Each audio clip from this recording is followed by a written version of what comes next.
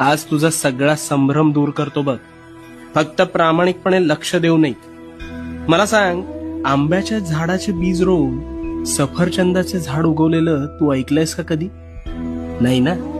मग स्वतःच्या डोक्यात नकारात्मक विचारांचे बीज रोवून सकारात्मक गोष्टी घडतील हा विचार योग्य असू शकेल का रे? कदापि नाही. पण हेच घडतंय तुझ्या बाबतीत. तू एखाद्या गोष्टीचा आरंभ संकल्प करून मोठ्या दिमाखात करतोस, पण काहीच दिवसात अपेक्षित यश मिळत नाही, म्हणून नकारात्मक विचारांचं तोरण आधीच मनात बांधायला सुरू करतोस. आणि मग गोष्टी मनासारख्या होत नाहीत, म्हणून कायम रडत बसतोस. नकारात्मक विचारांचं ग्रहण लागलंय रे तुला.